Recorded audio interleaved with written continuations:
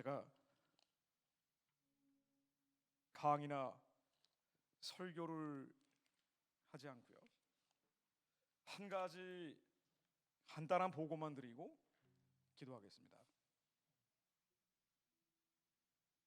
하나님의 역사를 운행하고 계신데 이제 결정적인 때가 왔구나라고 느껴질 때가 많습니다. 우린 기도할 뿐이에요. 지저스 웨이브는 정치하는 조직이 아닙니다.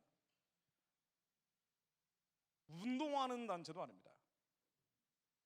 당연히 하나님의 마음을 가지고 선한 정치, 선한 운동을 하셔야 될 분들이 많이 나와야 된다고 제가 항상 얘기합니다만은, 저희는 정치하거나 운동하는 단체나 모임이 아니고요, 저희는 기도하는 흐름입니다. 저도 깜빡깜빡 잊을 때가 있는데,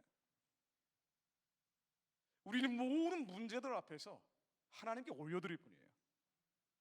하나님께서 만지시면 없는 것이 있게 될 겁니다. 하나님은 우리로 하여금 살리는 분이에요. 치료하는 분입니다. 죽이고도 독실하고 멸망케 하는 세상의 영이 아니기 때문입니다. 우리는 기도할 뿐입니다. 그래서 예수의 파도는 기도의 파도입니다. 예수의 파도는 기적의 파도예요. 하나님께 부르시죠 기도하다 보면은 기사와 이적을 만들어 주십니다. 하나님의 말씀이 임하면 변하기 때문입니다. 제가 미국에서 여기저기서 지저스 웨이브 지역 모임들을 많이 만들고 있는데요, 지난주에는 LA에서 모임을 했습니다. 많은 분들이 오셨어요. LA에서 그런 모임이 없다 그러는데, 이분들이 왜 왔냐면요, 보수, 우파, 애국자들이어서 모인 건 아니에요. 그런 데 대해서 전혀 모르는 분들도 많습니다. 그런데 부르짖어 기도하는 곳이라니까 오신 거예요. 부르짖어 기도해서 하나님을 만나려고 하는 분들이 오다 보니 하나님이 마음을 주셔서 나라와 민족에 대해서 기도하게 된 거예요. 지금 필요한 사람들은 부르짖어 말씀으로 기도하는 사람들입니다. 말씀으로 부르짖어 기도하는 사람들이 있으면 하나님은 반드시 우리를 살리십니다. 이 나라 민족을 살리십니다. 요즘요, 아주 특이한 현상 한 가지만 제가 말씀드릴게요. 제가 이 보고하고 또 우리는 기도할 겁니다. 기리의 김대중이라고, 예전에 김대중 전 대통령 이번 총선 대비해서 좌파 좌익 진영이 의도적으로 만들었다고밖에 볼 수 없는 그런 영화가 있다 그래요. 이 기리의 김대중이 관객 동원 수가 13만 명 정도 됐다고 합니다. 그런데 20만을 다룬 영화가 2개나 나왔는데, 건국전쟁은 이번 주면 100만 명을 돌파한다고 그러죠.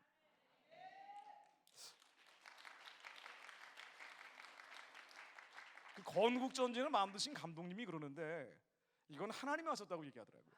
그러니까 누구도 예상을 안 한 거예요. 왜냐하면 20만 한 사람의 문제가 아니고 20만에 대한 수많은 오해와 왜곡은 하나님이 대한민국을 세우셨다는 하나님의 역사에 대한 뭘 이해거든요. 이해하지 않기 때문이에요. 그래서 20만을 제대로 본다는 것은 공과 과를 본다. 세상 사람들은 그렇게 얘기하지만 20만이라는 사람을 통해서 하나님이 어떻게 역사하셨는지를 보는 거거든요. 하나님의 마음을 회방하고 방해하는 우리 안에 대적하는 것들, 수많은 이론, 이데올로기, 이것들이 예수의 이름으로 낮아져야 되거든요. 그러려면 이승만을 제대로 봐야 된단 말이에요. 다행스럽게 이승만에 대한 영화가 그리스도인들 뿐 아니라 그리스도인이 아닌 사람들한테까지 상당한 호응을 일으키고 있다는 것은 사람의 역사가 아니구나, 하나님이 뭔가 역사를 변화시키려고 하시는구나라고 느껴지는 거예요.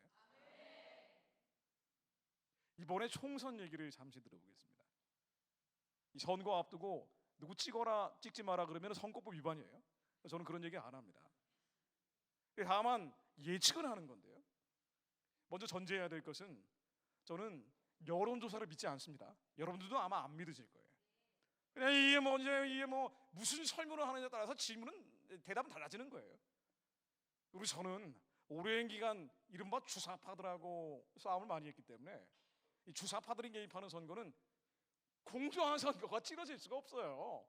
대학 총학생회장 선거부터 부정선거는 항상 따라다니는 꼬리표예요. 자, 이건 전제를 하고 제가 그냥 흐름을 말씀드리기 위해서, 이 선거 하나가 아니라 선거 이후에 어떤 일들이 벌어질지 우리가 전체적인 조감을 하면서 기도하기 위해서. 왜냐하면 우리 믿음이 너무 연약하기 때문에 북한의 우상체제가 무너질 것이라고 우리가 믿고 기도하긴 하지만 벌어지는 세상 뉴스들을 보면은 전혀 반대되는 뉴스들도 많아가지고요, 이거 지금은 아닌가라고 생각할 때도 있단 말이에요. 자, 그래서 제가 흐름을 한번 조망을 해드리려고 합니다. 지금 여론조사 결과를 보면은요, 특이한 게 하나 있어요.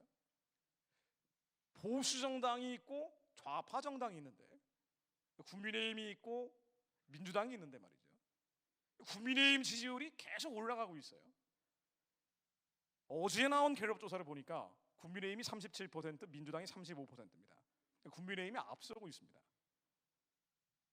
근데 이게 단순히 앞선다는 팩트 말고도 앞으로 조금 더 격차가 벌어질 가능성이 있고, 선거를 앞두고는 여론조사 발표를 안 하기 때문에 선거 임박해서는 훨씬 더 벌어질 가능성이 있다라고 많은 정치 평론가들이 얘기를 하고 있어요.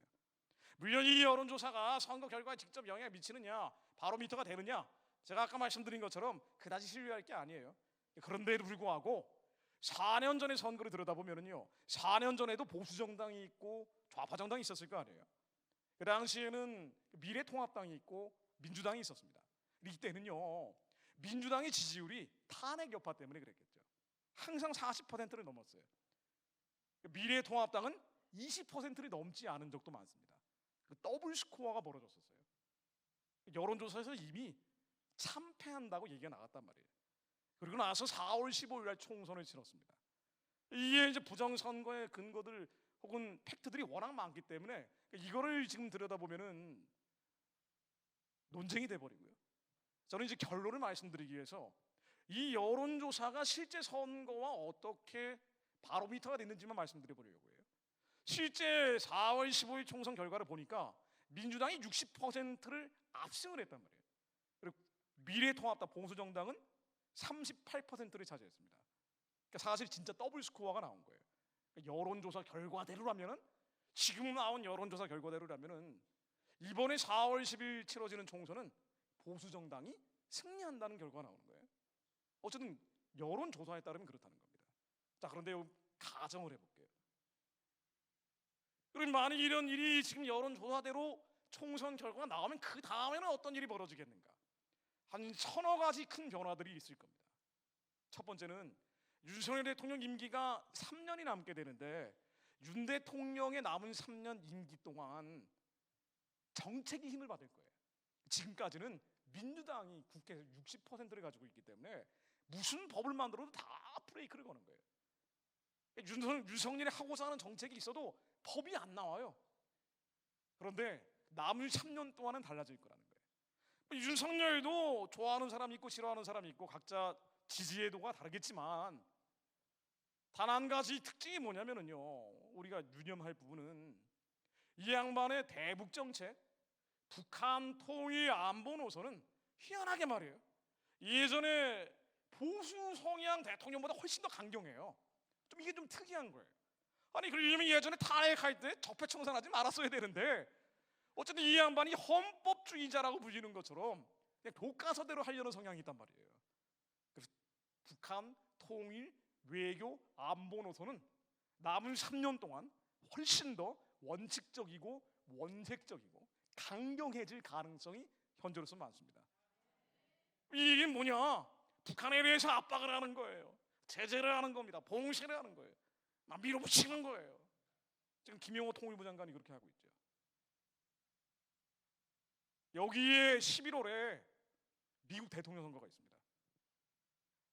트럼프가 좋으냐 바이든이 좋으냐 이거 가지고 얘기하면 또 논쟁이 되니까 이런 거 다 떠나가지 말이에요. 우리 이게 관심이 아니에요. 우리 기도하기 위해서 흐름을 그냥 볼 뿐이에요. 여러분, 여기에 너무 큰 방점을 두지 마십시오. 단 한 가지, 현재로서는 트럼프가 재선될 가능성이 많습니다. 이 트럼프에 대해서 한국 언론은 너무나 편향적으로 보도하는 면이 있는데, 왜냐면 말을 험하게 하거든요. 입이 너무 거칠어요. 그래서 보수주의자는 굉장히 좀 점잖고 세련돼야 되는데, 이 양반이 기독교 보수주의자라고 보기에는 좀 어려운 면이 많아요. 김정은이 사랑한다는 얘기도 하고 도저히 저도 받아들일 수 없는 얘기를 많이 한단 말이에요. 그런데 이 사람의 말과 다르게 실제 정책은 어떻게 되겠는가? 우리의 관심사는 이건데, 예전에 4년 동안 대통령 할 때 트럼프의 정책을 보면은요, 역대 어떤 대통령보다 북한에 대해서 강경했어요. 김정은을 3번이나 만났어요. 사랑한다 그랬다고요. 그런데 실제 나오는 행동은 김정은이 제일 싫어하는 것만 했어요. 이 사람의 레토릭하고 발러시가 다르다는 평가를 합니다. 이걸 미치광이 전략이라고 그래요. 정신이 없는 거예요.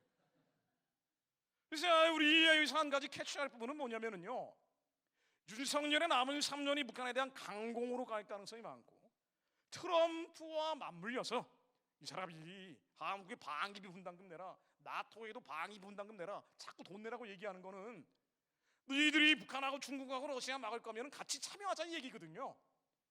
그럼 남은 3년이 트럼프와 윤석열이 북한에 대한 압박, 제재, 봉쇄를 훨씬 강화할 가능성이 많은 겁니다. 김정은이 코너로 몰리는 거예요.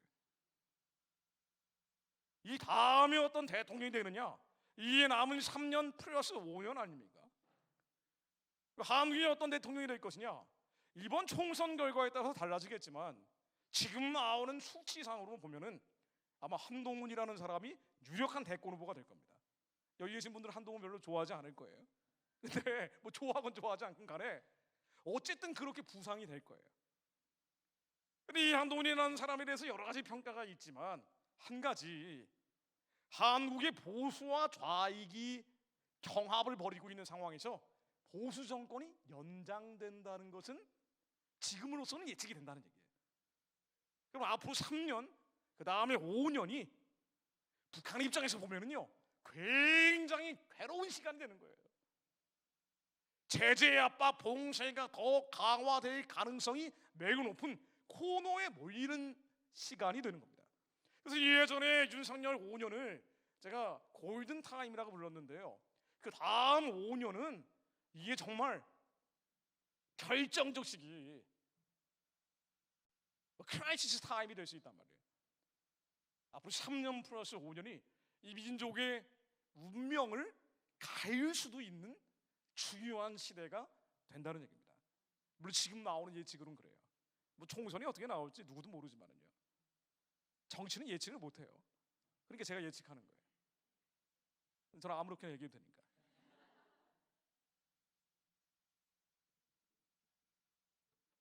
하나님이 지금 역사를 운행하는 방향을요, 평양 정권은 더 이상 안 된다라고 선을 긋고 있는 게 아닌가라고 제가 느껴진다는 얘기입니다. 이제는 더 이상 저 체제를 내버려둘 수 없다라고 하나님이 뭔가 운행하고 계시는데, 그러다 보니까 건국전쟁이 시리의 전쟁보다 10배가량 관객 수도 많아지는 게 아닌가라고 생각이 드는 거예요. 근데 여기서 한 가지 특이한 점은요, 왜 민주당이 저렇게 지지율이 떨어지고 있고 김정은은 코너로 몰리고 있는지, 요 얘기를 들여다보면 조금 더 재밌는 면이 있습니다. 왜 민주당이 지지율이 올라가지 않느냐? 안에서 너무 많이 싸워요.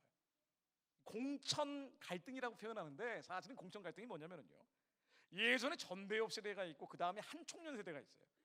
87년도에 나온 전대협이라는 그 주사파들이 주도했다고 흔히 알려져 있는 대학생 연합체가 있잖아요. 이 전대협 세대가 있고 그 다음에 전대협을 잇는 게 한총련이에요. 사실은 같은 맥락이에요. 둘 다 핵심 부서가 이적 단체로 판시되고, 주한미군 철수 한미동맹을 해체하고 국가보안법을 철폐하고, 우리 연방제 통일을 주장하는 내용에서 특히나 한총련 같은 경우는 훨씬 더 노골적으로 북한에 대한 편향된 입장을 취해왔단 말이에요. 자, 그래서 이 성향이 다 같은 선배 후배 모임들인데 지금 머리가 터지게 싸우고 있습니다. 공천권을 가지고. 후배들은 선배님 물러나십시오 하고, 선배들은 너희들이 한 게 뭐 있어, 내가 할 거야, 이렇게 하고 있는 거예요. 이러다 보니까 안에서 너무 싸우니까 지지율이 안 올라가는 거예요. 극적인 대탄압을 해야 되는데 이게 잘 안 되는 거예요. 왜 이 양 그룹은 이렇게 싸우고 있느냐? 조종할 사람이 없어요. 중간에 이걸 봉합을 해줄 사람들이 있어야 되는데 이게 지금 안 보이는 거예요. 원래는요, 이런 싸움이 벌어지면은 평양에서 나섭니다. 북한에서 나서요. 그러니까 북한에서 지령을 받고 안 받고 뭐 이런 얘기 떠나가지고 북한의 노선과 궤적을 같이 하는 사람들이다 보니까 이 주한미군 철수하고 한미동맹 해체하고 국가범법 철폐하고 연방제 통일하자 북한의 대남 노선하고 같은 맥락을 가지고 있는 사람들이다 보니까 북한이 어떤 방향으로 가자 그러면은요 이 노선으로 쫘라락 뭉친다고요. 그래서 이 좌익이라는 사람들은요 적어도 80년 주사파가 나오고 난 다음부터는 북한이 어떤 방향으로 간다 그러면은 그냥 일심단결하시니 뭉쳐버려요. 선거철에는 특히나 그렇습니다. 지금 머리가 터져라 싸우고 있는 거예요. 그래서 저는 이렇게 봅니다. 평양에서 뭔가가 고장이 났다. 조종 기능이 상실됐다. 여러분들 기억나십니까? 올 초에 김정은이 더 이상 남북 관계는 민족의 관계가 아니라고 한 거 기억나세요?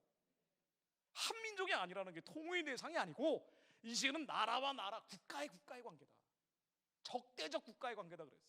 대한민국이라고 호칭을 했어요. 절대로 한국을 남조선, 우리의 땅인 남조선이지 대한민국이라는 국가라는 이름을 안 붙였는데 김정은이 국가라고 부른 거예요. 그러면서 남조선은 우리를 흡수 통일하려고 하는 적대 세력이기 때문에 유사시에는 핵무력을 사용해서 남한을 완전 정복하겠다, 전쟁을 하겠다고 나온 거예요. 아니 예전에 한민족이라 그러더니 이제는 민족이 아니라 국가라고 하면서 적대적 국가고 핵전쟁을 해서라도 끝장내겠다는 식으로 얘기한 거예요. 강팍해진 거예요. 완악해진 겁니다. 이러니까 이제 어떤 일이 벌어지냐면요, 김정은이 그 아버지 김정일, 그 할아버지 김일성이 입만 열면 통일이었어요. 북한을 통합하는 이게 강력한 본드 같은 게 바로 통일이란 말이죠. 6.25 때 300만이 죽으면서 김일성이 6.25 전쟁 일으켜서 300만 명이 죽었어요. 그러면서도 우리가 통일이면은 야 이제 쌀밥에 고깃국 먹을 거야, 그러니까 참아라. 김정일이 90년 죽음 안에 300만 명을 굶겨주겠어요. 적대 계층에게 배급을 끊어버리면서 이들이 아사당한 거예요. 이 300만 명 굶어 죽으면서도 김정일이 했던 얘기가 야 좀만 참아, 우리가 통일만 되면은 모든 게 달라질 거야. 북한 사람들은 이런 학정에서도 통일만 되면 된다라고 믿고 지금까지 왔는데 김정은이 이제 통일 안 하겠대요. 그래서 이 할아버지 아버지가 만들어놨던 조국 통일 3대 원장이라고 평양에 세워놨던 가장 높은 탑을 해체해버렸어요. 그리고 대남 공작 부서들, 이 위장 통일 부서들을 없애버리는 거예요. 이러니까 남한에 있는 이른바 종북단체, 이적단체라고 판시된 단체들이 있어요. 북한 추종하는 단체들, 이런 단체들도 자발적으로 해산하기 시작한 거예요. 이러니까 정치권에서 노선 다툼이 벌어져도 다 같은 친북 계열이니까 이게 결정적 순간에는 합쳐야 되는데 노선이 봉합이 안 되는 거예요. 머리가 터져라 지금 싸우고 있습니다. 그리고 총선은 이 불리한 결과가 나올 것인데도 불구하고 그대로 가는 거예요. 이재명 대표 입장에서도 감옥만 안 가면 된다고 생각하는 것 같아요.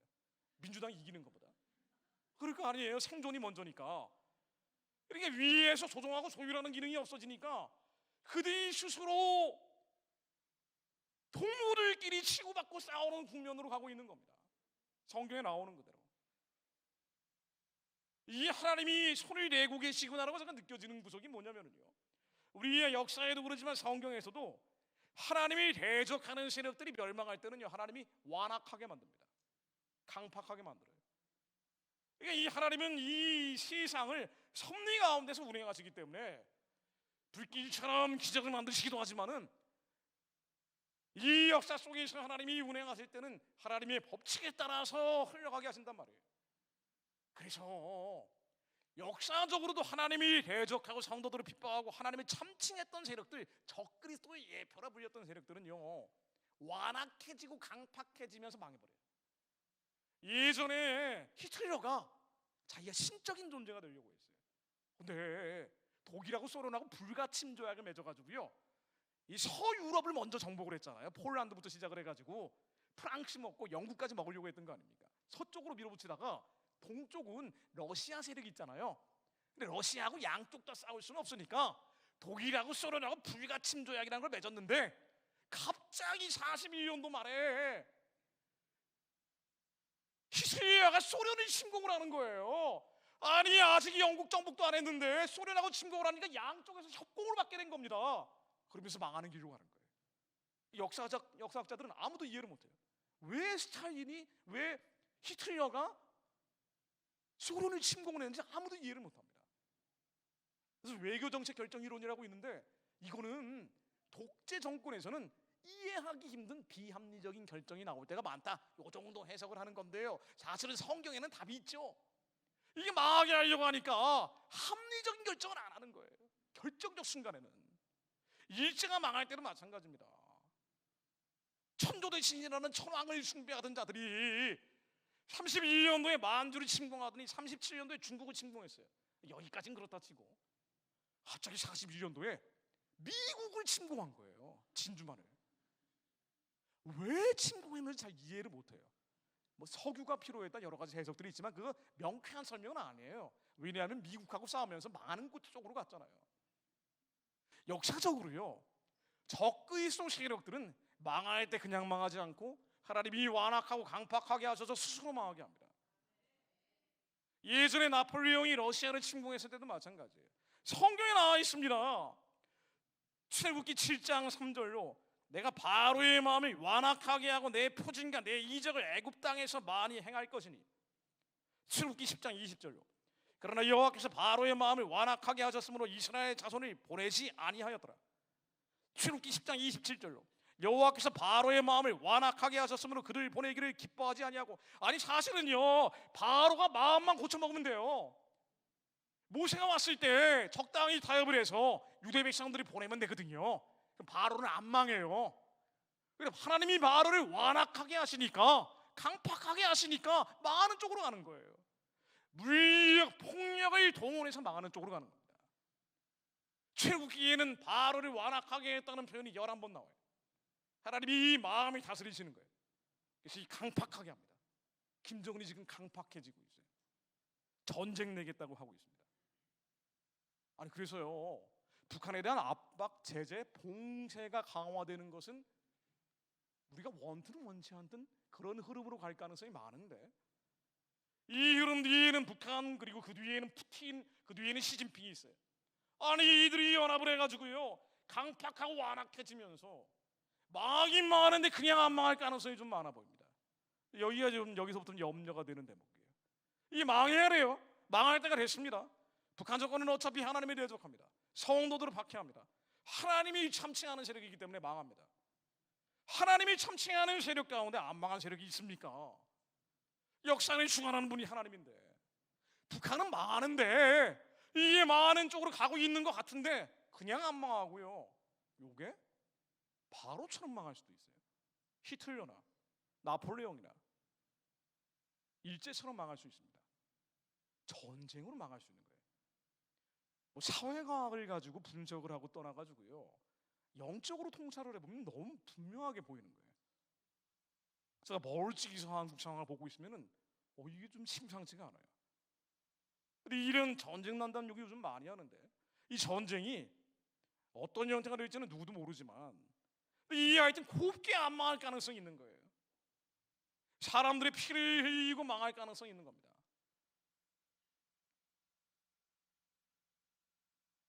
그래서 우리는 기도하는 거예요.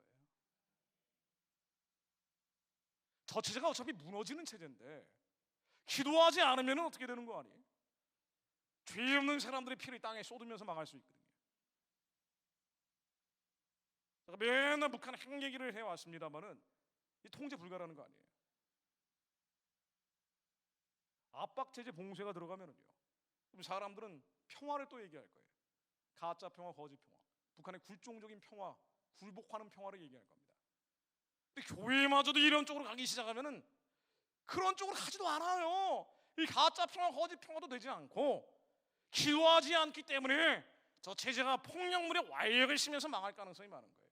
그러므로 출애굽기 12장 23절로 여호와께서 애굽 사람들에게 재앙을 내리려고 지나가실 때 문 안방과 좌우 문설주의 피를 보시면 여호와께서 그 문을 넘으시고 멸하는 자에게 너희 집에 들어가서 저희를 치지 못하게 하실 것임이니라. 예수의 피가 이 한반도 위에 뿌려지게 하시어 하나님, 평양 정권이 자기들이 파노 함정에 빠져 스스로 망하게 하옵소서. 평화적으로 무너지게 하옵소서. 이것을 위해 하나님 한국 교회가 깨어 기도하게 하옵소서. 한민족 교회가 깨어 기도하게 하옵소서. 여러분들은 어마어마한 사명감을 가지고 이 자리에 오신 분들이에요. 지금은 기도하는 사람들이 필요할 때입니다. 다양한 선한 일들이 많지만 피를 흘리고 저 체제가 무너져버리면 그 후유증은 감당할 수가 없게 됩니다. 하나님, 전쟁이 아니라 평화적으로 기밀상 우상숭배 정권이 망하게 하옵소서. 전쟁 내기 전에 망하게 하옵소서. 주님, 어린 양의 피를 바르면 악신들이 떠나가게 하셨듯이 예수의 피가 하나님 이 한반도 위에 뿌려지게 하시오. 하나님, 전쟁이 아니라 어느 날 갑자기 산사태처럼 북한 정권이 망하게 하옵소서. 어느 날 갑자기 하나님 김정은이 그 권력의 자리에서 떠나가게 하옵소서. 하나님의 마음을 품은 자들이 하나님 북한 땅에서 일어나게 하옵소서. 하나님을 두려워하는 자들이 통일 한국의 지도자들로 세워지게 하옵소서. 여러분, 이 민족은 갈 길이 이거밖에 없습니다. 제가 아주 존경하는 서울대학교 공학박사이신 집사님 부부하고 식사를 했는데 자녀들도 공부를 잘해요. 근데 오랜 기간 들었습니다마는 한국의 교육 현실에 대해서 희망이 없어요. 여러분, 우리가 인정해야 돼요. 교육부 장관이 와서 정권이 바뀔 때마다 교육 정책을 내지만 이게 여기서 쓰던 정책, 저기서 쓰던 정책, 온 나라 교육 정책을 다 한국에 적용을 해가지고 죽탕이 돼 있는데 선행학습을 하지 않으면 아이들은 진도를 따라갈 수가 없고 사교육은 비대해진 정도가 아니라 더 이상 정상적인 교육 기능을 발휘할 수 없게 돼 있어요. 그러니까 죽기 살기로 아이들은 스트레스 받으면서 공부하는 거예요. 그나마 의대를 가야 미래에 대한 최소한의 지위 보장, 안전이 보장된다고 생각하는 정도지. 나머지는 가봐야 뭐 취업도 안 되고요. 대기업이 애들을 안 뽑아요. 청년들을 안 뽑는다고요. 희망이 없는 나라가 된 거예요. 그러니까 결혼을 안 하는 거예요. 출산을 안 하는 겁니다. 책임질 수가 없기 때문에. 저출산으로 나라가 사라진다는 얘기를 하고 있어요. 수많은 정책들이 나오지만은요, 한반도 안에서 뭘 할 수 있어요? 휴전선 이남에서 우리가 뭘 할 수 있습니까? 이미 구조가 확정된데 리소스를 다 써버렸어요. 자원을 다 써버렸다고요. 휴전선 이남에서는 할 수 있는 게 없습니다. 아직 왜 이렇게 자신 있게 얘기하느냐? 여러분, 이 얘기를 반박할 수 있는 다른 논리가 있습니까? 휴전선 이남의 한국에서 우리에게 소망을 줄 수 있는 다른 길이 있습니까? 원래 금수저 물고 태어난 사람들 말고 그렇지 않은 은수저부터는 희망이 없는 나라가 된버린 거예요. 그러니까 헬조선이라고 부르는 겁니다. 그래서 음주율, 흡연율 세계 1등, 심지어 청소년 흡연율, 청소년 음주율도 세계 1등인 나라가 돼가는 거예요. 자살률은 당연히 OECD 1등인데 청소년 자살률도 세계 1등 수준을 향해서 가고 있다는 거 아니에요.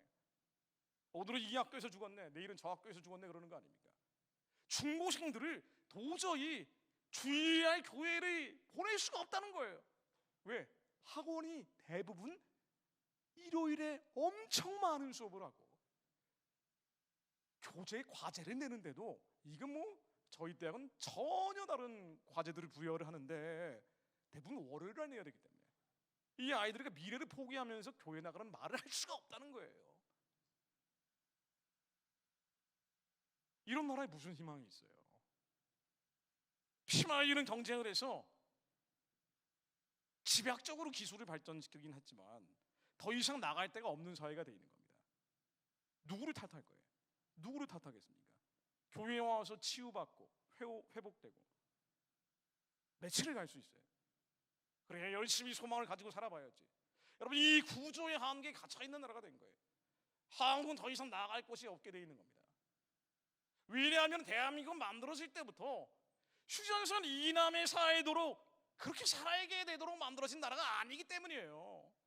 한국은 만들어질 때부터 선교하기 위해서 만들어진 나라예요. 대한민국이 우리 아이들은 북한 사람들이 살려내서 중국의 13억 인구를 살리도록 왜 그렇게 태어난 아이들입니다.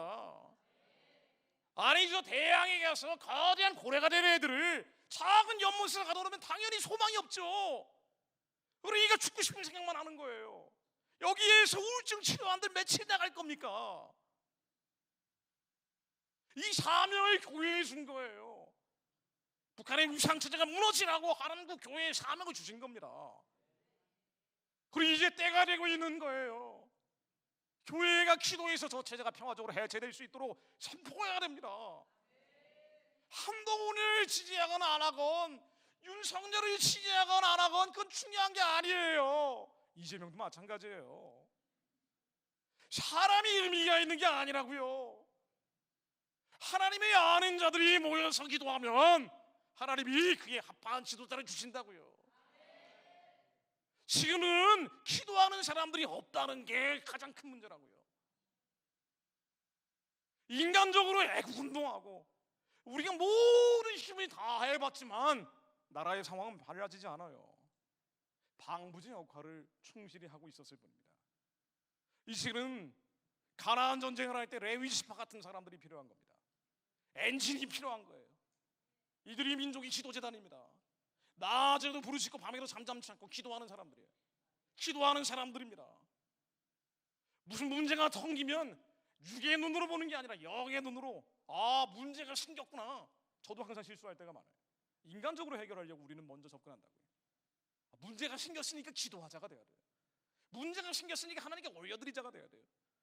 하나님, 이 수많은 나라와 민족의 어두움들이 있기 때문에 하나님 말씀으로 임하여 주십시오. 이제 때가 되고 있는 거예요. 이제 오고 있는 거예요. 우리 애들이 이런 해조선에 더 이상 살게 해서는 안 된다고요. 이건 기성세대의 의무예요. 이 시험으로 명하노니 북한의 우상체제가 무너질지어다. 우리 아이들이 이렇게 박제가 된 천재들처럼 억지로 키워서 지금까지 훌륭한 지식을 채워놨으면 이제는 북한 땅을 재건할 사람들이 돼야 돼요. 저 땅에 학교를 만드는 사람들이 되는 겁니다. 저 땅에 성전을 짓는 사람들이 되는 거예요. 그 지금 남한 땅에서 수많은 열등감, 상실감, 패배감, 절망감에 쌓여있던 아이들, 죽음을 생각하는 애들이 아무리 교회에서 치유받고 회복이 돼도요, 아니 인생의 길이 정해져 있는데 어떻게 언제까지 그 약효를 가지고 갈 겁니까? 이제는 때가 되고 있는 거예요. 예수의 이름으로 명하노니 북한의 우상체제는 무너질지어다. 4월 10일 총선이 하나님이 대적하는 세력들, 김일성 우상을 섬기는 자들, 주체의 사상파들이 자기들이 파놓은 함정에 빠져 스스로 망할지어다. 아니 누가 죽이라 그럽니까? 저는 이재명을 사랑하는 사람이에요. 한동훈도 사랑하는 사람입니다. 우리 사람하고 싸우는 게 아니에요. 하나님이 대적하는 어둠과 흑암, 사단의 진과 싸우는 거예요. 씨름하고 있는 겁니다. 인간을 신으로 섬기고 있는 김일성 우상에 따라가는 자를, 그와 연결해서 부패하고 타락한 자를 하나님 그 권세의 뿔을 꺾어주옵소서. 4월 10일 총선에 하나님 부정과 불법을 하려는 자들이 다 폭로되어 무너지게 하옵소서. 이참에 다 정화되게 하옵소서. 그래서 이제는 B약점짜리 C약점짜리 뭐 한동훈이 좋네 윤석열이 좋네도 말이죠. A약점은 아니잖아요. 솔직한 얘기로 사람이 없으니까 C약점이냐 D약점이냐 이거 가지고 고르고 이거 가지고 싸우는 것도 웃기는 거예요. 하나님, 이제는 다윗 같은 지도자들이 우리의 자녀들 가운데 일어나게 하옵소서. 하나님이 경외하는 자들이 일어나게 하시어 온 세상이 동성애로 나이를 치고 하나님 저 가증한 일들이 벌어나가면서 교회들이 무너져가는 이때 한국교회가 지금까지 거룩한 방파제를 지켜왔는데 하나님, 이 거룩한 방파제가 거룩한 파도가 되어 압록강 두만강을 건너게 하옵소서. 하나님, 이 예수의 방파제가 예수의 파도 되게 하옵소서. 이 시간은 방어가 아니라 공격하는 교회가 되게 하옵소서. 여러분 기도하셔야 됩니다. 여러분 너무 귀한 분들이에요. 어떤 분들은 이렇게 물어봅니다. 당신 한국에서 예수의 파도를 좀 더 이렇게 보면 어떠냐고 얘기를 해요. 여러분, 하나님의 생각과 우리의 생각은 너무 다릅니다. 저도 하나님께 계속 물어보는 거예요. 우리의 환경은 하나님의 우리의 기도에 응답해 주신 거예요. 여기엔 뜻이 있어요. 왜 한국이 이런 지경까지 가는데 한국 교회가 저런 정도로 기도를 안 할까 하고 보면은요, 아니 큰 교회에서 북한 우상체제 무너지라고 선포하면 되잖아요. 북한 선교한다고 하면서 왜 저 지경이 됐는가 하고 보면은요, 김일성 우상의 절한 목사님 장로님들이 너무 많아요. 평양을 방문하면 무조건 한다라고 단정 지으면은 소송 들어오니까 제가 그렇게 말은 안 합니다. 근데 그게 원칙인 거는 사실이에요. 예전에 일제시대 신사참배처럼 신사참배가 처음부터 그렇게 한 게 아니잖아요. 작은 교회 교단부터 일제가 시험을 해보니까 다리 수능을 하니 감리교 신사참배시키고 장로교 신사참배시키고 나중엔 조선 사람들 전체를 신사참배시킨 거 아니에요. 우리 이 사람들이 일부러 목사들이 데리고 동경까지 와서 도쿄에 와가지고 신사참배하면서 청소까지 시켰다고요. 일부러 이렇게 하는 거예요. 우상에게 한번 절을 하고 나면은요, 그 우상을 대적할 수가 없는 거예요. 그럴 거 아닙니까? 양심이 있는데. 평양도 북한 선교한다고 80년대부터 해외에 있는 목사들, 장로들 불러다가 이 사람들이 데리고 와서 무조건 평양에서 김일성 동상에 절을 시키니까 그 다음부터는 북한의 비판적인 얘기를 못 하는 거예요. 양심상. 근데 이게 오랜 기간 누적이 되다 보니 너무 많아진 거예요. 너무 많아진 겁니다. 그래서 한 전문가는 김일성 동상에 절한 목사 장로들이 10,000명 넘을 거라는 얘기를 하던데, 아니 그러면 어떻게 된 거예요? 북한 선교라고 얘기하는 사람들은 평양을 웬만하면 한 번씩 가고 그러면은 누구도 자유롭지 못하다는 거예요. 그러니 입술을 열어서 선포가 안 나오는 거예요. 북한 정권이 무너져야 되는데도 불구하고 선포하지 못하는 거예요. 하나님은 우리의 생각과 너무 다르기 때문에 만일 주의 종들이 그 입술을 열지 않으면 성도들을 통해서라도 입술을 열어 선포하게 하시는 분입니다. 만일 한국 교회가 선포하지 않으면 해외 디아스포라 교회를 통해서라도 선포하게 하시는 분이에요. 만일 제가 한국에 있었으면은요, 여러분들 이렇게 못 모입니다. 당장 돌 맞았을 거예요. 공격이 너무 심하니까. 그래서 해외에서 좀 외치는 거예요. 6천의 디아스포라 교회들이 외치게 하는 겁니다. 외곽에서 예수의 파도를 일으켜서 하나님께서 한반도에 밀어붙이게 하시려는 거예요. 여러분들이 남아서 바르게 무릎 꿇지 않고 마지막까지 믿음을 지키게 하시는 이가 하나님이십니다. 여러분들 이 세상이 어떻든 교회가 어떻든 이건 우리의 1차적인 관심은 아니에요. 우리는 충분할 뿐이에요. 우리는 기도할 뿐입니다. 하나님, 바르게 무릎 꿇지 않은 마지막 사람들이 일어나 기도하게 하옵소서.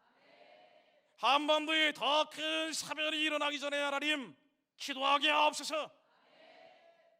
영적으로 싸우는 자들이 일어나게 하옵소서. 영적으로 분별하는 자들이 일어나게 하옵소서.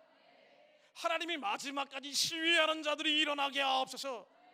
하나님, 우리가 이 땅에 머무는 동안 육의 생각들이 정강의 욕심을 채우기 위해 살아가는 것이 아니라 하나님의 부르심의 소망, 우리는 거대한 담론을 얘기하고 있습니다. 맞아요. 우리 힘으로 능력으로 감당할 수 없는 얘기를 하는 거예요. 그러므로 기도합니다. 우리 안에 계신 이가 하나님 이루실 것을 믿습니다. 북한의 우상의 질이 평화적으로 무너지게 하실 것을 믿습니다. 하나님, 바르게 이미 무릎 꿇어버린 수많은 교회들이 있으되 하나님, 새로운 교회들을 일으키시 하나님, 예수의 파도가 평양을 지나 땅끝까지 흘러가게 하실 것을 믿습니다. 하나님, 말씀으로 저희들이 다스려 주옵소서. 말씀으로 저희들이 통치해 주옵소서.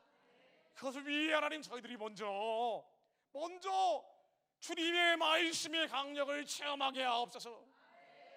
우리 안에 하나님의 말씀의 능력을 체험치 못하게 하는 것들, 수많은 감정, 기분, 생각, 이 더러운 것들 내가 아니에요. 이 사람일 뿐입니다. 겉사람의 정거 욕심이에요. 하나님, 이게 나인 것처럼 착각하지 않게 하시며 하나님이 마음을 다해 사랑하지 못하게 하는 것들이 예수의 이름으로 다 떠나가게 하시어 주님 보좌 앞에 나아가는 자리 되게 하옵소서. 그 영광의 보좌 앞에 머무는 자리 되게 하옵소서. 그래서 하나님, 이 민족이 심판을 받는 것이 아니라 하나님은 절대 심판하기 원치 않으시는 분이라고 저는 확신을 합니다. 하나님은 여러분들이 심판을 원해도 하나님이 심판하기를 싫어하시는 분이에요. 예수님이 다시 오시는 그 심판전에 한 명이라도 더 구원에 이르기 원하시기 때문입니다. 악인들로 구원받기 원하시기 때문이에요. 하나님, 이 한반도의 전쟁의 악령들이 떠나가게 하옵소서. 한국 교회, 한민족 교회가 하나님 전쟁이 아니라 평화적으로 평양 정권 무너지라고 기도하게 하옵소서. 북한 선교한다는 분들 기대하지 마세요. 어쩔 수가 없습니다. 하나님, 예수의 심장을 가진 새 부대에 남겨진 새술들이 예비되게 하옵소서. 주님의 심장을 가진 이들이 우리의 다음 시대 가운데 일어나게 하옵소서. 시상과 싸워 이기는 자들이 예비되게 하옵소서. 그 강력한 파도 위에 하나님 교회들도 연합하게 될 것을 믿습니다. 하나님은 교회가 살아나기를 원하시는 분임을 믿습니다. 하나님, 이 민족의 말씀으로 임하여 주옵소서. 그것을 위해 하나님 먼저 우리 안에 더러운 것들, 우리 머릿속에 있는 물질적인 혼란과 감각적인 망상들, 떨어내려 해도 계속 떠오르는 생각들, 하나님 예수의 피만이 깨끗이 할 수 있습니다. 예수의 피로 다 끊어버려 주옵소서. 이 두려움들이 예수의 이름으로 떠나가게 하옵소서. 이 수심이 예수의 이름으로 사라지게 하옵소서. 여러분 탓이 아닙니다.